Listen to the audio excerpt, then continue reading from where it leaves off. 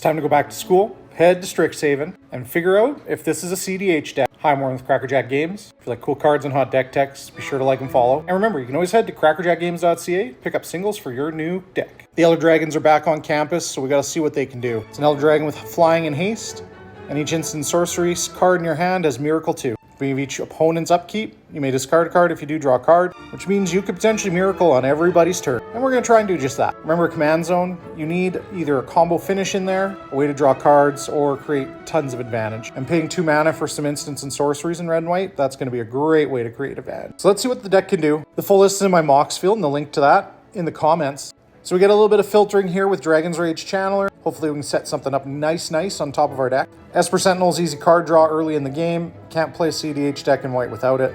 Ragavan to make early treasures and maybe grab something from our opponents. And you know people are not going to like what we're doing, so we have to play Hexing Squelcher and make our stuff encounterable. Now, Elder Dragons aren't the same as Atali, even though he's an Elder Dinosaur. Now, Elder Dragons aren't the same as Atali, even though she's an Elder Dinosaur. But ramping out our dragons, that's a good way to go about things. So we are going to play the Sticker Goblin. And once you choose your 10 sticker sheets, you're guaranteed for this to make at least 4 mana every time.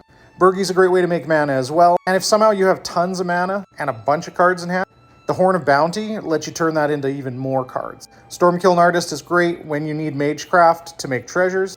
This card's great. And of course, ramping out a big old Elder Dragon as soon as possible.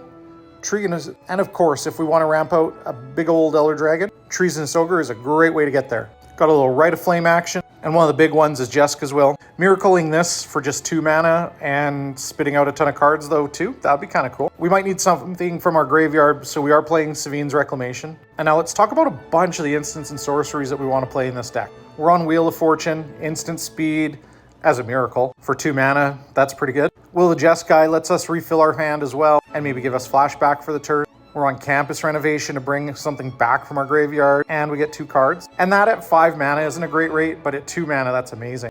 We're on Creative Technique. You might even get to do it twice if you let an opponent do it.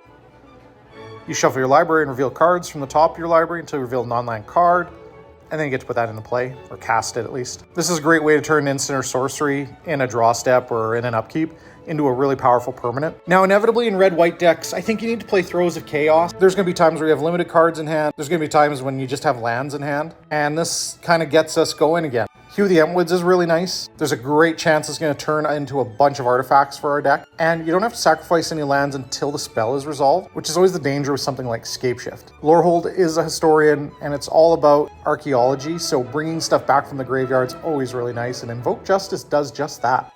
We're also playing Corvus Theory. We're also playing Corvus Theory.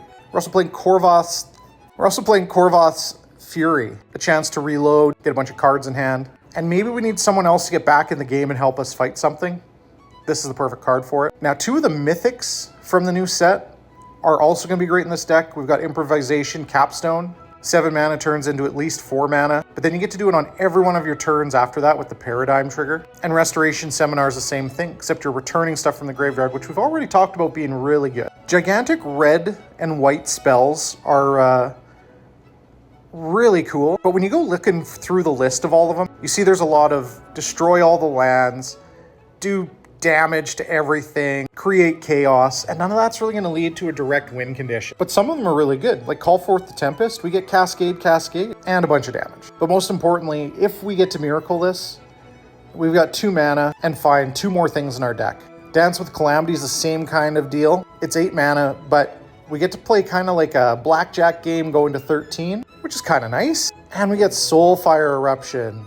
You have no idea what this is going to be, but you get to choose what gets flipped in. You have no idea how good this is going to be, but there's a really good chance in our deck with gigantic spells that we're going to get to draw some cards as we take stuff out on the board. Now, Apex of Power, this is where the deck really starts to shine. Miracle this, and we will have spent mana, and we'll have cast it from hand technically. So we're going to get 7 cards, and we're going to get 10 red mana. Hopefully we hit some instants though, because it's going to be hard to use this in our upkeep without it. The most powerful spell in the deck by far is Rise of the Eldrazi. It's 12 mana, it can't be countered. And when you get to cast it for 2 mana as a miracle, it really shows the power of what the Eldrazi can do, and the art's awesome. Okay, let's talk about some more cEDH staples that go in the deck, like Enlightened Tutor and Orum's Chant and Silence. These are the things white can do to interact with the game. A little bit more ritual action. We got Desperate Ritual. And then we actually get to play Big Score, which for 2 mana is really powerful. And same with Unexpected Windfall. And I realize not everything is gonna get miracled. And I realize not everything's gonna get miracled, but some of these things are, and every time you get to do it is a good thing. Bottle Cap Blast is a great way to make a bunch of treasures. Currency Converter is a great way to keep cards, especially because we have to discard cards as we miracle from opponents' upkeeps with Lorehold. Now let's talk about the win con, or at least the main win con, besides attacking everyone with the dragon. We've got Lion's Eye Diamond, we've got Pyrite Spellbond, and we've got Auriok Salvagers. So this is called the Bomberman combo. And the way it works is you get Auriok Salvagers on the battlefield. You pay 2 mana, and you take Lion's Eye Diamond out of your graveyard and put it on the battlefield. Then you crack it for some mana, 3 specifically. And then you pay 2 mana, and you take that out of the library, or out of the graveyard again, and you crack it again. And you create a loop where you make infinite mana. Then you start playing Pyrite Spellbomb. And since it costs 1, you can also pull it out of the graveyard with Auriok Salvagers. But now you have infinite mana. And as you've made infinite red mana, you get to start sacrificing it and deal 2 damage to any target, which can be your opponents. And so you have this non-spell casting cycle of cards out of your graveyard, which is very Lorehold, and that will win the game. Now the miracle thing is really fun, so having Sensei's Divining Top with our triggers on the stack, or our first draw of the turn on the stack is really good. We can set up what we're actually going to miracle. We also get to play Scroll Rack, just in case we draw some of those big, atrocious spells, which are like purely uncastable. We get to put them back in the deck and miracle them. We're playing the One Ring, because of course we are. Big artifacts are what this deck does. Special to the deck is an additional Moxen. We get to play Mox Jasper, because we are playing a dragon, and there's nothing wrong with that. I'm starting to really like Artist Talent in a lot of our red cEDH deck. Just getting that extra rummage is really nice. And if you upgrade this, now your miracle cost is just 1. Blind Obedience slows our opponents down and gives us another little way to take opponents' life away.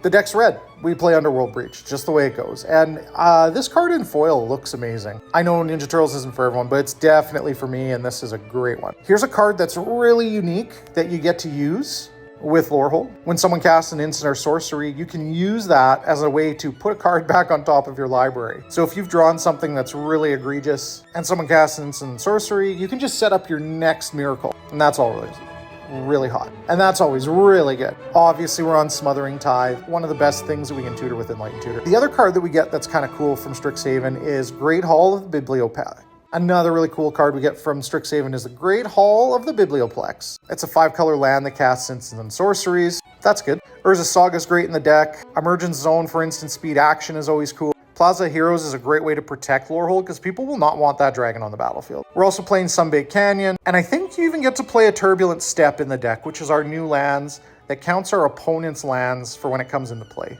Most importantly, it has Mountain Plains on it, which means it's fetchable, and we love fetchable lands in cEDH. So why would you play cEDH with Lorehold the Historian? Miracle is a great and fun mechanic. It's an awesome engine to draw cards or create tons of advantage and cheat on mana. And it's a dragon in Elder Dragon Highlander. Who could go wrong with that? So let me know what you think. Is this cEDH? Hope this helps.